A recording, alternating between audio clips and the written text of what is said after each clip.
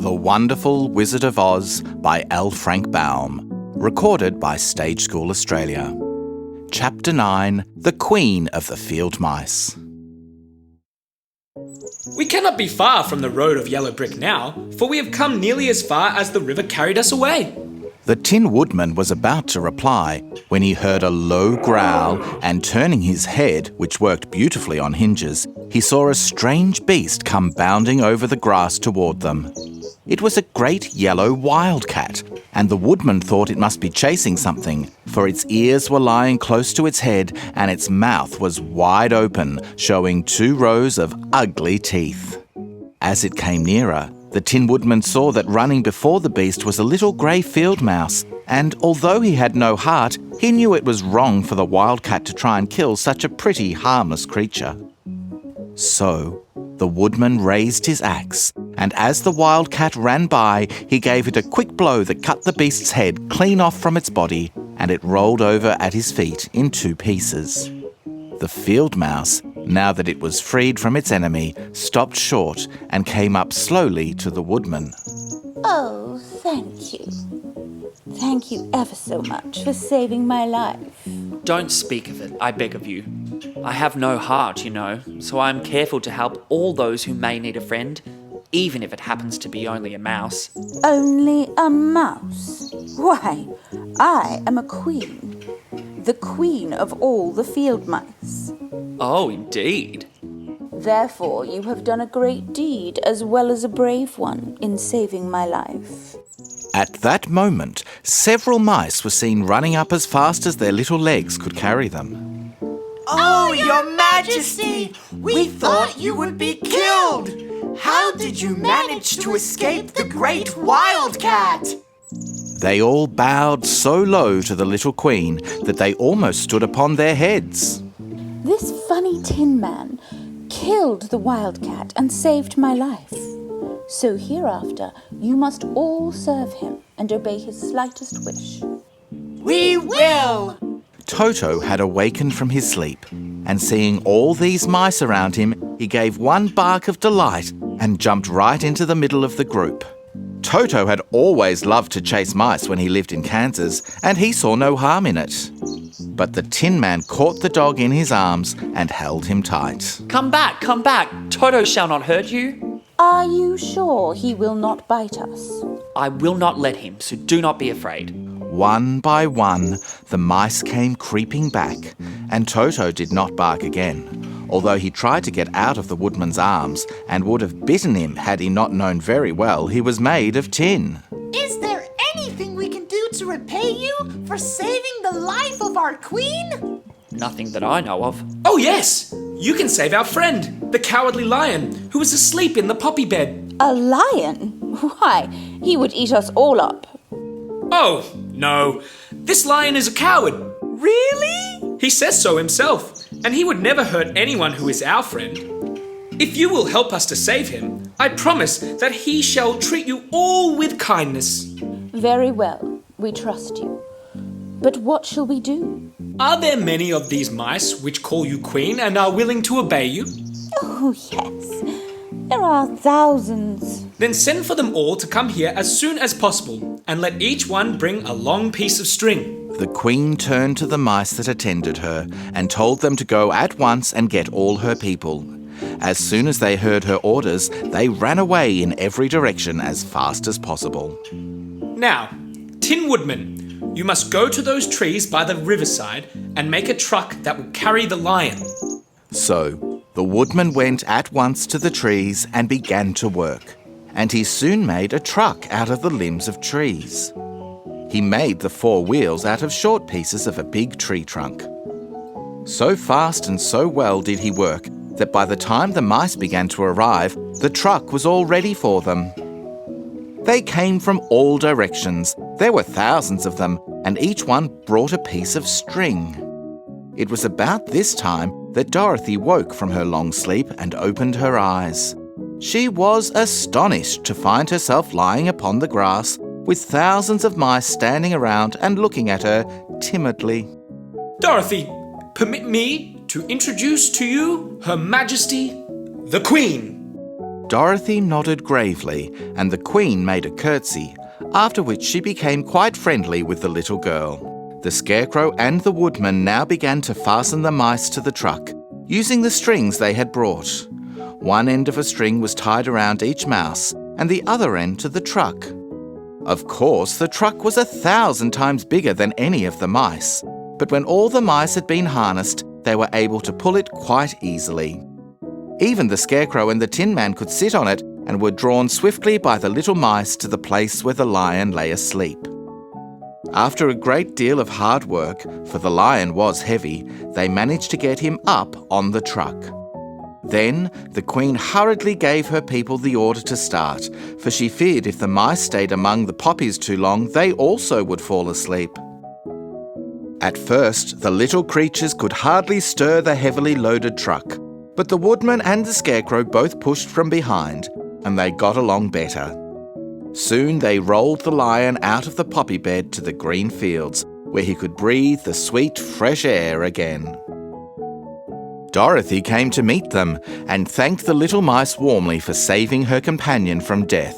She had grown so fond of the big lion, she was glad he had been rescued.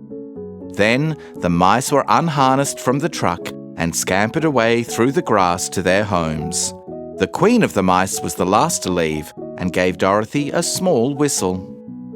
If ever you need us again, come out into the field and call, and we shall hear you and come to your assistance. Goodbye.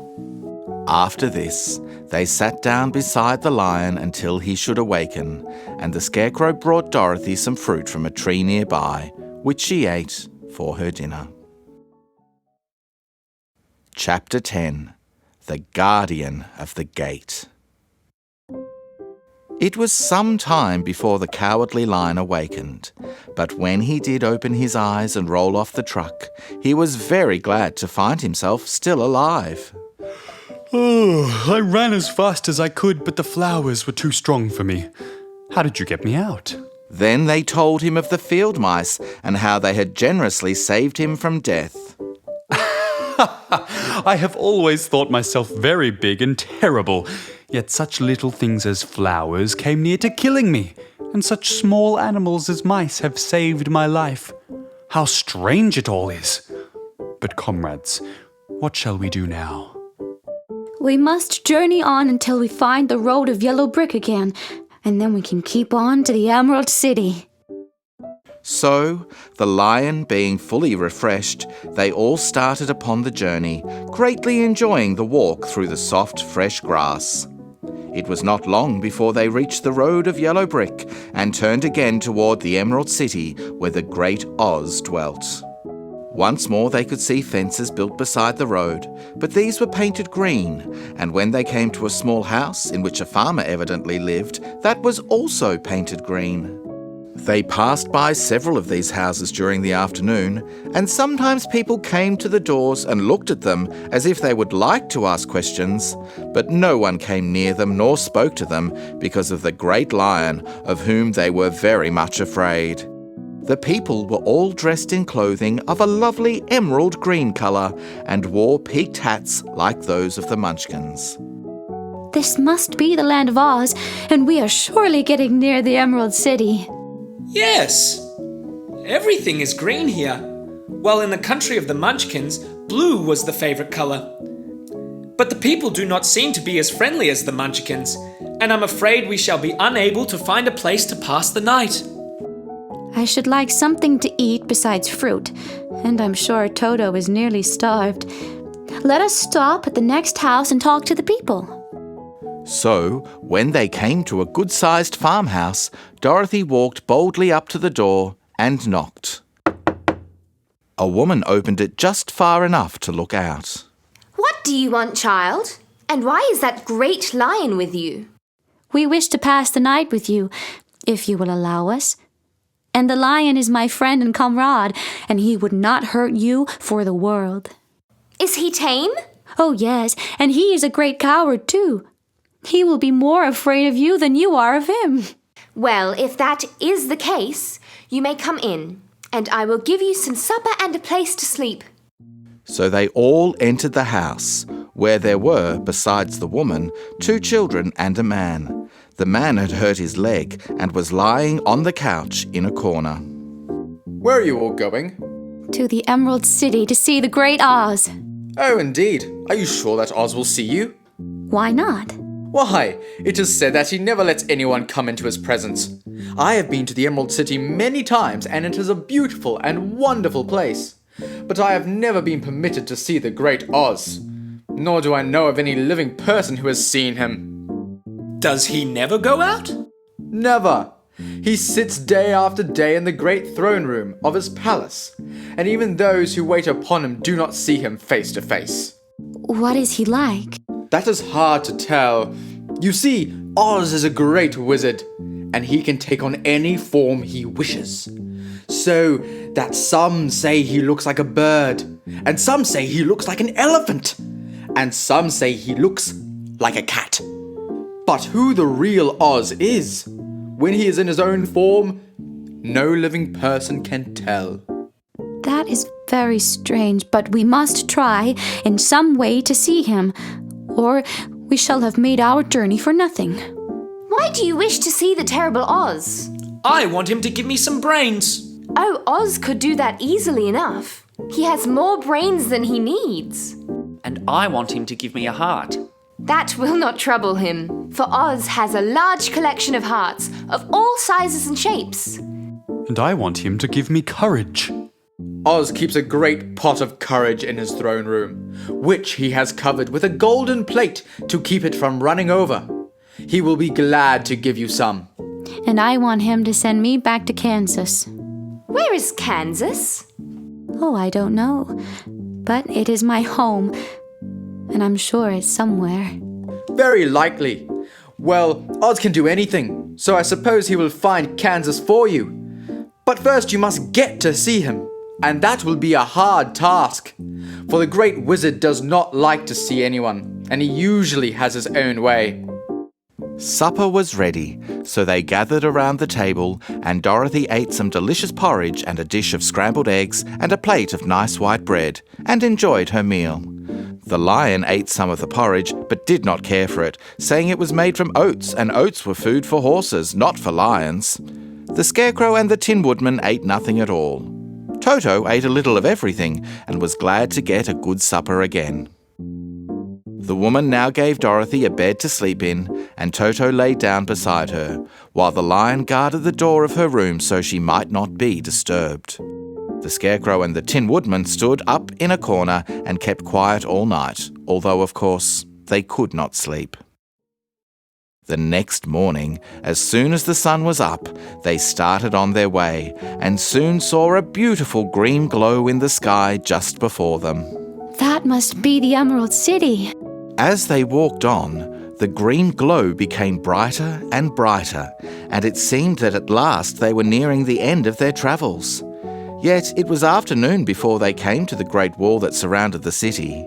It was high and thick and of a bright green colour.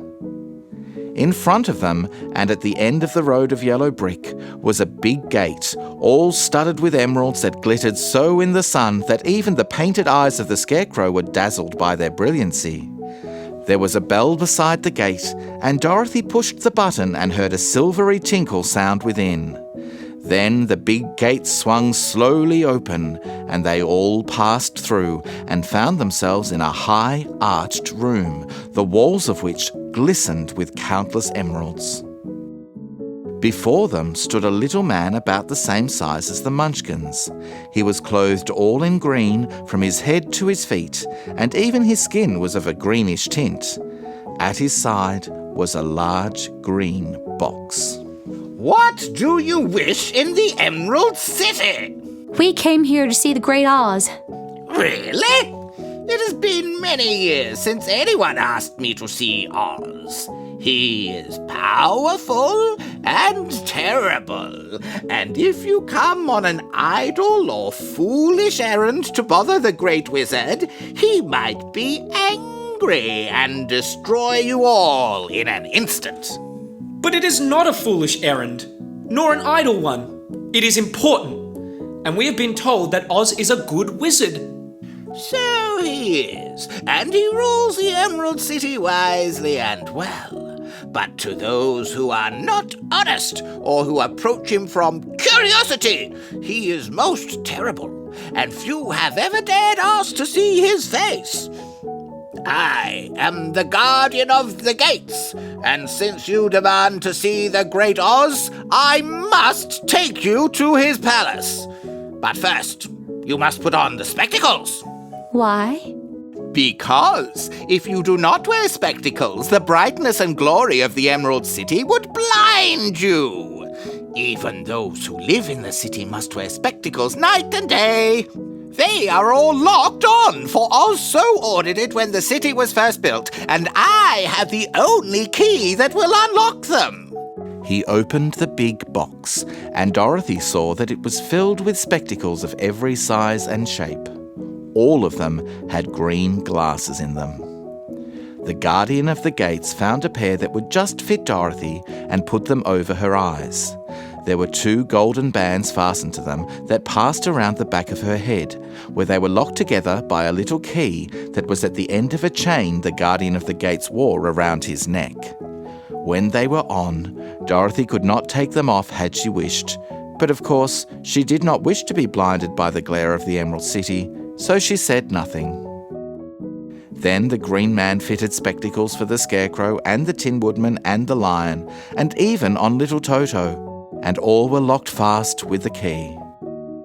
Then the guardian of the gates put on his own glasses and told them he was ready to show them to the palace. Taking a big golden key from a peg on the wall, he opened another gate, and they all followed him through the portal into the streets of the Emerald City. The Wonderful Wizard of Oz by L. Frank Baum. To be continued.